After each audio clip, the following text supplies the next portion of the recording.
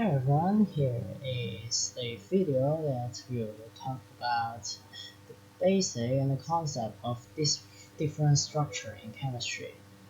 So in chemistry, the basic structure there are mainly four, which is giant ionic structure, giant metallic structure, and giant covalent structure, and the last is simple molecular structure. Which these four structure, and we're going to talk about the characteristic and somehow maybe some properties and like examples, I guess. So first we're going to talk about the giant metallic structure. The giant metallic structure, just like this, which is made up of metal, and so metal basically they are held by the localized electron.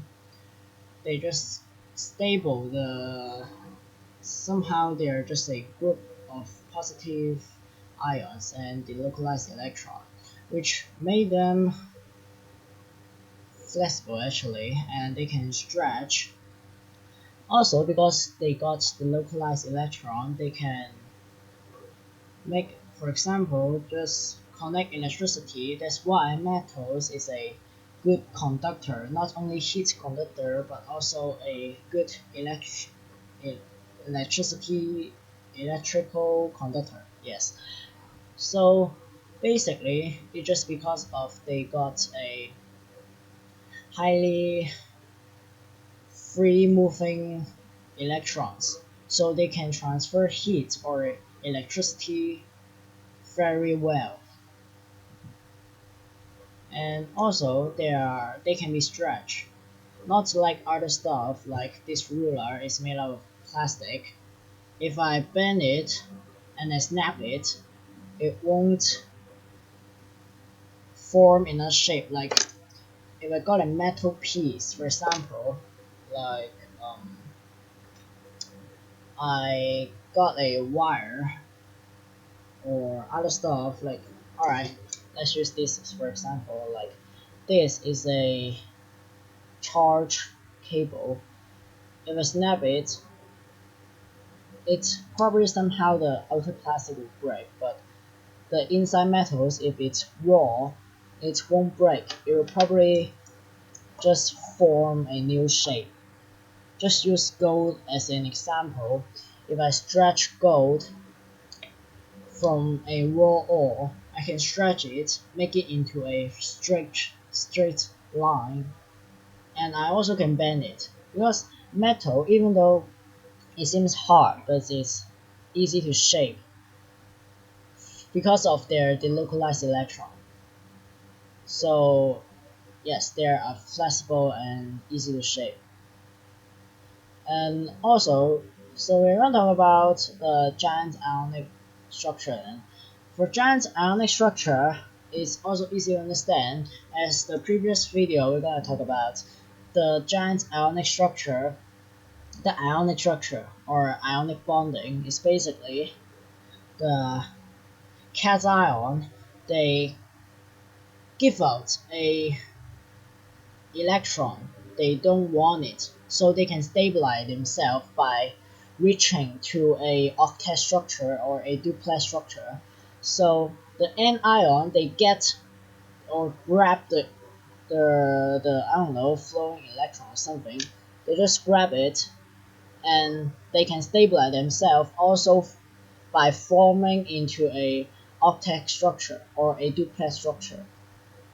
So by this, you can get a cation which is positive and an anion which is negative, and they because they have charge, like a magnet here, with a small magnet, right? Put it right here, they can stick together. Because why? Because they got charge. Or if I got a north pole or a south pole magnet, they can stick together because they're not repelling each other. So basically, if you got a positive charge, it will naturally just stick or attract negative charge. So cation basically attract anion. So in this process, they can just two stick together. And imagine not only two, but a bunch of them. So they will form a stuff, like for example, like this. So they can form a stuff by sticking together. Yeah, it's under microscope, but if you just look it in a larger angle, you can see it is an object formed based on these two ions. So this is how they form a giant ionic structure. And for a giant ionic structure, I forgot to mention, but for metallic structure, it is naturally you need to get a very high kind of a high temperature to melt it. It's also same for ionic structure because their bond is strong. So you need a very high temperature to make them break down. And also, even though ionic structure they are hard, they naturally is if you give it a very strong force, it will naturally just brittle because they're even though it's hard but it's brittle. So I mean is if I get an object that's formed like sodium chloride, so sodium chloride is basically table salt. I got a table salt, they're solid, and you can say there's lumpy, but that is a solid. So if I want to break them down, you need a very high temperature to melt them. So you know, actually salt is got a very high melting point. I forgot that. Yeah, but it is really high. And also, if you give it a very strong force, because the two side, which normally is like positive to negative and negative to positive, but because if you give it a strong force, it might just somehow misplaced and repel each other, so they will break down, so they are brittle. Um. Yeah. Also, so we are talking about another giant. We are going to get three giants and one simple. So the last giant is covalent structure. Giant covalent structure. It is very also common. You can see them on this. It's plastic, which is also a covalent structure due to their somehow is non-metal to non-metal. Most of them is non-metal to non-metal. So also, I will give you a very common example, which is carbon. Exam always said about carbon. They got different form. Not only pure carbon, diamond is also carbon, but highly packed together and highly dense. So if I want to talk about how to draw them, I'm gonna give you a graph right here. Here, I don't know. Just give you a graph, and you can see how the diamond, the carbon atoms, how the covalent bond is it. How can you draw it? Basically, in exam you should draw it. In some question, they will ask you how can you draw it, or you need to draw for them. And also, we want to talk about carbon. Formed for graphite. Graphite is actually quite amazing. So before graphite, we want to talk about like the melting point. It's also very high, and it is also strong because covalent bond is strong, also strong because they share the same electron shell. So they are strong, and because they are just share same electron shell, and this ion also share another same electron shell, so they are basically almost the same stuff. Like you pick two stuff and make them together into one stuff, just same feeling as that. So that's why they need a very high melting point, a high temperature to melt them. I want to talk about how to know just the melting temperature, how to see which is stronger. because metallic structure and ionic structure and covalent structure, they are basically all strong, but you need to see which is the strongest based on different situation. Like you need to base on the question on different substance. So we're gonna talk about the simple molecular structure first. So simple molecular structure is meaning that like gases, mainly you can see in gases or liquid.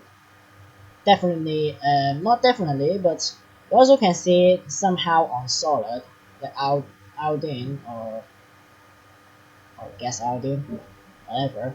But you can just see them. Basically, the common is water.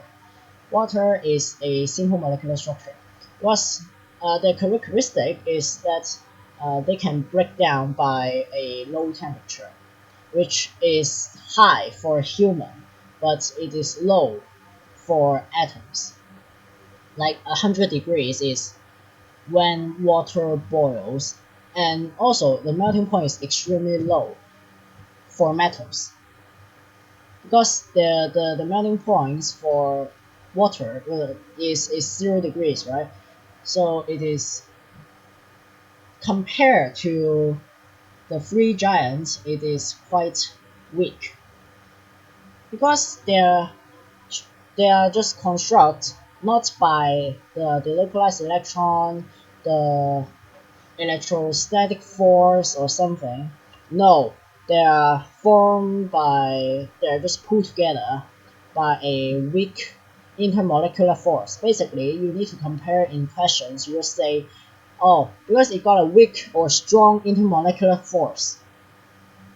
And you also can say in simple molecular force, in simple molecular structure, the force name is van der Waals force. Yeah, that's the name. And because of that, so it is quite easy for them to melt, and their melting point is low, and they are weak. Yeah, they are not strong. They are not hard. You can commonly see in gases, water, liquid, whatever. Then we can talk about graphite. It's quite interesting because graphite, it is not only, you can say it is a covalent bond. It is made out of giant covalent structure, but it also involved the simple molecular structure characteristic like van der Waals force. You also got it because basically it is a two, like somehow like a 2D structure, but actually not. But just the giant covalent structure is only used for each layer. Graphite is made up of each layer of covalent structure. But how they just pull together and get a force to join together is the van der Waals force. So they involve two force. Like not only the covalent force, but also the weak intermolecular force. So they not only can use like pencil, you can write them because the force is weak and they can slide to each other. So they also can use as lubricant, like the dry lubricant. You can see them on, like, you can just buy online. Yeah, that's not quite common, but that is also a product. I guess that's it, right? Yeah, for exam, I bet that's it. Yeah, thanks for watching. Yeah, see you on next video.